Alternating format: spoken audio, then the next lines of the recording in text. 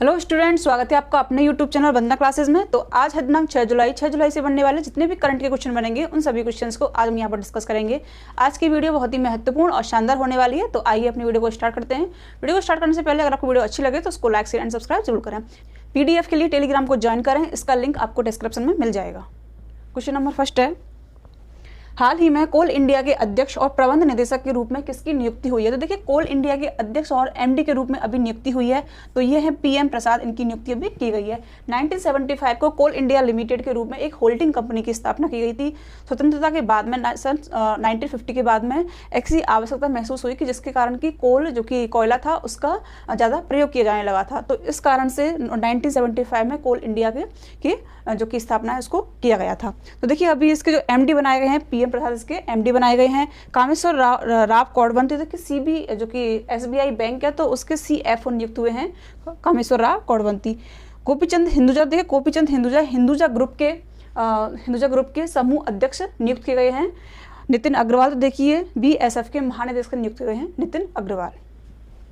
Next question है, हाल ही में startup 20 सम्मेलन कहाँ शुरू हुआ है? तो देखिए, अभी G20 के तहत अलग अलग राज्यों के अलग अलग शहरों में G20 की बैठक अध्यक्षता इसमें हो रही है। अलग अलग विषयों के साथ में अलग अलग इसकी थीम चुनी गई हैं, यहाँ पर इसकी अध्यक्षता हो रही है। तो देखिए, अभी भारत G20 की अध्यक्षता कर रहा है 2023 में। देखिए, अभी इसका जो स्टार्टअप 20 का सम्मेलन हुआ है ये हरियाणा के गुरुग्राम में आयोजित हुआ है। और देखिए, इसका प्रमुख उद्देश्य क्या है? G20 के अनुरूप कारोबारी माहौल को बढ़ावा देना G20 के देशों के लिए, और इसी के साथ में जो प्रतिभाशाली व्यक्तित्व हैं तो उनका वहाँ पर उनको बढ़ावा देना, उनका मतलब व्यावसायीकरण करना। तो इस प्रकार का जो सम्मेलन हुआ है वो गुरुग्राम में आयोजित हुआ है, हरियाणा के गुरुग्राम में। देखिए, हरियाणा में इंटर सोलर अलायंस का मुख्यालय भी है, जो कि इंटरनेशनल सोलर अलायंस है, तो उसका मुख्यालय भी हरियाणा में स्थित है। ऑप्शंस को भी क्लियर करेंगे। देखिए, G20 के तहत कौन कौन सी अध्यक्षताएं किन किन शहरों में हुई है तो उसको एक बार क्लियर करेंगे। गोवा में G20 के तहत साइंस शिखर सम्मेलन आयोजित हुआ था। नई दिल्ली, तो देखिए नई दिल्ली में G20 के तहत विभिन्न राज्यों के राष्ट्र प्रमुखों का जो कि साइंस G20 की बैठक हुई थी, तो विभिन्न देशों के प्रमुखों की यहाँ पर बैठक हुई थी, राष्ट्र प्रमुख थे उनकी बैठक हुई थी। उत्तराखंड, देखिए उत्तराखंड में एंटी करप्शन वर्किंग ग्रुप की यहाँ पर बैठक हुई थी उत्तराखंड के ऋषिकेश में। तो ये सारी चीज़ें हमें G20 के तहत याद रखनी है, क्योंकि इनसे क्वेश्चन अब पेपरों में पूछा जाएगा, क्योंकि G20 की अध्यक्षता इस बार भारत कर रहा है। नेक्स्ट क्वेश्चन की तरफ देखते हैं। तो देखिए, नेक्स्ट क्वेश्चन है, कैरिबियाई प्रीमियर लीग WCPL का हिस्सा बनने वाली पहली भारतीय क्रिकेटर कौन बनी है? तो देखिए, कैरिबियाई प्रीमियर लीग का हिस्से बनने वाली पहली भारतीय महिला क्रिकेटर बनी है, तो ये है श्रियंका पाटिल हैं। देखिए, भारतीय स्पिन गेंदबाज हैं श्रियंका पाटिल, और इनको अभी कैरिबियाई प्रीमियर लीग में इनको हिस्सा दिया गया है, मतलब इनको साइन किया गया है इसके लिए, और अभी इनको यहाँ पर चुना गया है। तो देखिए, अभी यहाँ पर जो कि यह 31 अगस्त से लेकर 10 सितंबर तक आयोजित किया जाएगा, और यहाँ पर 3 टीमें खेलेंगी। 3 टीमों में से इनको गुयाना अमेजन जो वॉरियर्स है उसमें इनको खिलाड़ी के रूप में इनको बतौर नामित किया गया है। और देखिए, श्रियंका पाटिल, तो देखिए इन्होंने हांगकांग में भी इनको प्लेयर ऑफ द टूर्नामेंट का अवार्ड दिया गया था श्रियंका पाटिल को। ऑप्शंस को भी क्लियर करेंगे। देखिए, हरमनप्रीत कौर, भारत में WPL का आयोजन किया गया था 2023 में इस बार, और देखिए हरमनप्रीत कौर मुंबई इंडियंस की कैप्टन थी, और इस बार का जो WPL जीता है तो मुंबई इंडियंस ने ही जीता है। स्मृति मंधाना WPL में सबसे ज़्यादा महंगी जो खिलाड़ी रही हैं तो वो है स्मृति मंधाना। दीप्ति शर्मा, तो ये भी भारतीय क्रिकेट टीम से संबंधित है, दीप्ति शर्मा। नेक्स्ट क्वेश्चन है, FAO के महानिदेशक कौन चुने गए हैं? तो देखिए, अभी FAO संयुक्त राष्ट्र के जो कि संयुक्त खाद्य एवं कृषि संगठन है, फूड एवं एग्रीकल्चर ऑर्गेनाइजेशन है, उसके अध्यक्ष जो महानिदेशक चुने गए हैं वो हैं क्यू डोंग्यू चुने गए हैं। 43वां यहाँ पर सत्र हुआ था FAO का, उसके तहत चीन के नागरिक हैं क्यू डोंग्यू, इनको चुना गया है। 2019 में इनको संयुक्त राष्ट्र एजेंसी के तौर पर पहली बार चुना गया था, और अभी वापस से इनका चुनाव किया गया है। देखिए, ऑप्शंस को भी क्लियर करेंगे। देखिए, तुषार मेहता भारत से संबंधित है, और भारत के वापस से इनको सॉलिसिटर जनरल बनाया गया है। डिल्मा रोसेफ, तो देखिए डिल्मा रोसेफ ब्रिक्स न्यू डेवलपमेंट की अध्यक्ष नियुक्त की गई हैं, ब्राजील की पूर्व राष्ट्रपति रही हैं डिल्मा रोसेफ। ब्रजेंद्र नवनीत, तो देखिए ब्रजेंद्र नवनीत को रिलेट करेंगे WTO वर्ल्ड ट्रेड ऑर्गेनाइजेशन के स्थायी प्रतिनिधि चुने गए हैं ब्रजेंद्र नवनीत। नेक्स्ट क्वेश्चन है, हाल ही में पॉइंट ऑफ लाइट अवार्ड किसे प्रदान किया गया है? तो देखिए, पॉइंट ऑफ लाइट अवार्ड प्रदान किया गया है, ये हैं राजेंद्र सिंह भट्ट हैं, और इनको ये पुरस्कार प्रदान किया गया है। देखिए, इन्होंने जो अपनी ब्रिटिश टाइम में इन्होंने अपना महत्वपूर्ण योगदान दिया था, साथ में ही भारतीय और ब्रिटिश जो दिग्गज थे, सैनिक थे, उनको एक साथ लाने के लिए इनके अथक प्रयास रहे हैं, तो इनके लिए इनको पॉइंट ऑफ अवार्ड से इनको सम्मानित किया गया है। ऑप्शंस को भी क्लियर करेंगे। देखिए, एंजेला मर्केल, जर्मनी की पूर्व चांसलर हैं और इनको यूनेस्को शांति पुरस्कार अभी दिया गया था एंजेला मर्केल को। माइकल रोसन, तो देखिए माइकल रोसन को भी पेन प्रिंटर पुरस्कार दिया गया है। पेन प्रिंटर पुरस्कार माइकल रोसन को दिया गया है। बाल कवि के लिए इनको दिया गया है, बाल कवि हैं ये। रामचंद्र गुहा, तो देखिए इनको भी एलिजाबेथ लॉन्गफोर्ड अवार्ड दिया गया है रामचंद्र गुहा को। नेक्स्ट क्वेश्चन है, भारत में पहली स्वदेशी परमाणु ऊर्जा क्षेत्र के KAPP3 का वाणिज्य संचालन कहाँ शुरू हुआ है? तो देखिए जो KAP3 है इसका संचालन हुआ है गुजरात में, इसका संचालन हुआ है गुजरात में। काकरापार परमाणु ऊर्जा जो कि परियोजना है उसके तहत इसका आयोजन किया गया है। आयोजन मतलब इसका निर्माण शुरू किया गया है और ये पहली स्वदेशी परमाणु ऊर्जा क्षेत्र है जिसका कि यहाँ पर इसको शुरुआत किया गया है। और यह अभी 30 जून से इसको स्टार्ट किया गया है। और देखिए अभी इसको स्टार्ट होते ही 90% की जो क्षमता है उसका ये जो कि संचालन है यहाँ पर शुरू किया। ऑप्शंस को क्लियर करेंगे तो देखिए असम में भारत सरकार के द्वारा पहला मल्टी मॉडल लॉजिस्टिक पार्क को स्टार्ट किया जाएगा असम के जोगीघोपा में। अगर प्राइवेट लिमिटेड के लिए पूछा जाता है, प्राइवेट कंपनी के रूप में पूछा जाता है तो रिलायंस इंडस्ट्रीज के द्वारा पहला जो मल्टी मॉडल लॉजिस्टिक पार्क है चेन्नई में स्टार्ट किया जाएगा।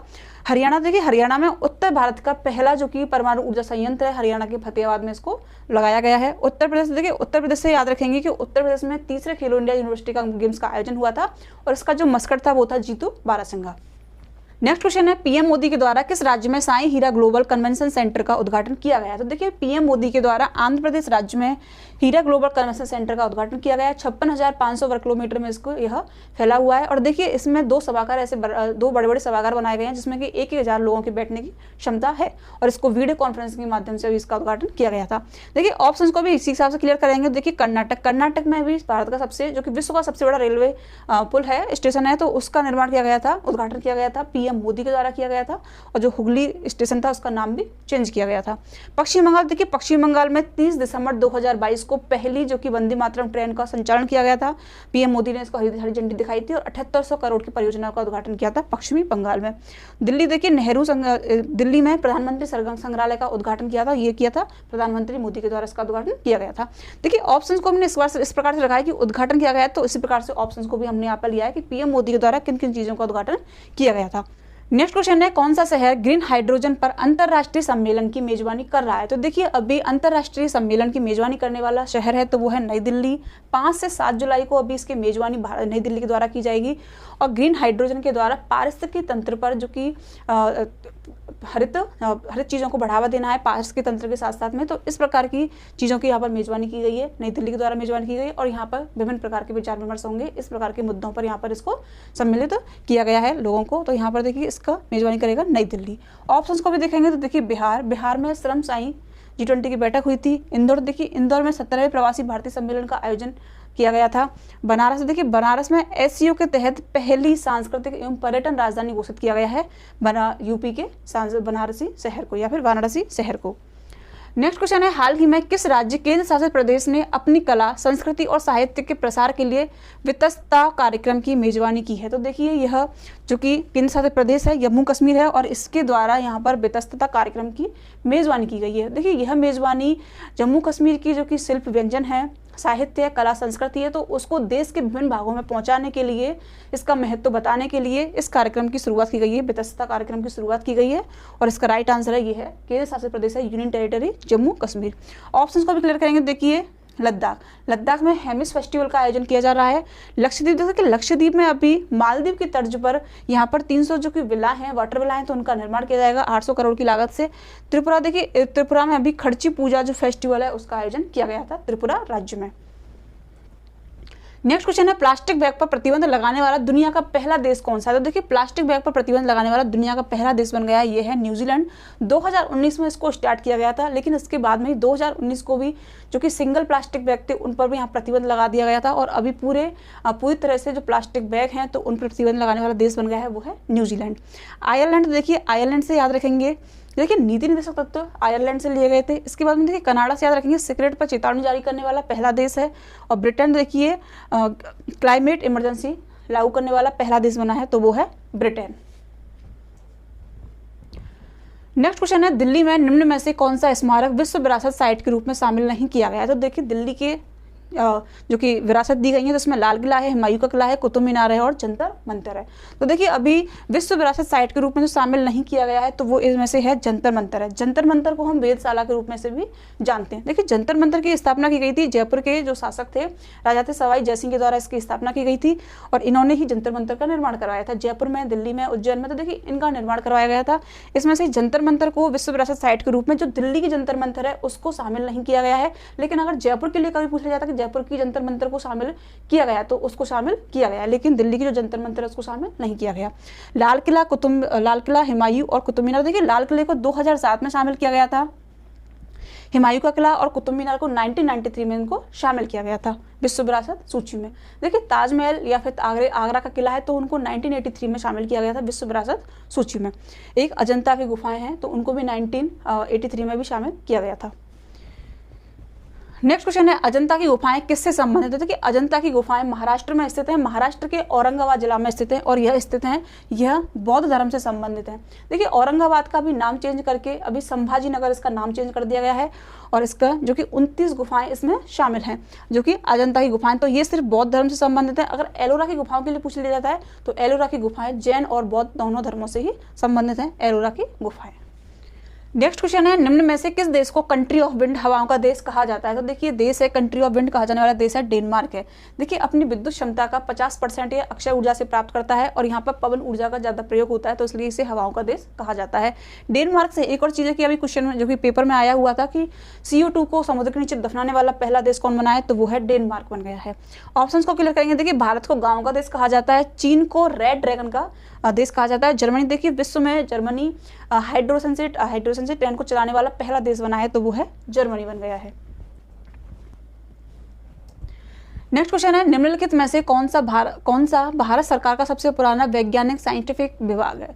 तो देखिए सबसे पुराना जो कि वैज्ञानिक विभाग है वो भारतीय सर्वेक्षण विभाग है। 1767 में इसकी स्थापना की गई थी और यह जो भारतीय सर्वेक्षण विभाग है या फिर भारतीय मानचित्रण विभाग है तो इसको यह कहा जाता है। जैव प्रौद्योगिकी एवं विज्ञान मंत्रालय के अंतर्गत आता है जैव प्रौद्योगिकी और इसकी स्थापना 1986 में की गई थी।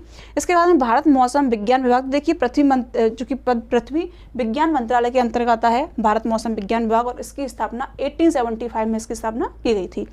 DRDO, तो देखिए DRDO रक्षा अनुसंधान केंद्र है, इसके साथ में ही देखिए DRDO की इसकी स्थापना 1958 में इसकी स्थापना की गई थी। तो इसका राइट आंसर है जो सबसे पुराना वैज्ञानिक साइंटिफिक विभाग है वो है भारतीय सर्वेक्षण विभाग। नेक्स्ट क्वेश्चन है नसीम अल बहार एक द्विपक्षीय सैनिक नौसैनिक अभ्यास है, यह अभ्यास और किस अन्य देश के बीच में आयोजित हुआ है? तो देखिए यह जो अभ्यास है ये आयोजित हुआ है ओमान और भारत के बीच में इसका आयोजन किया जाता है। इसमें भारत की नौसेना और ओमान की नौसेना दोनों ही इसमें संयुक्त रूप से शामिल होती हैं और यह क्वेश्चन आपके NDA 2020 में आया हुआ क्वेश्चन है।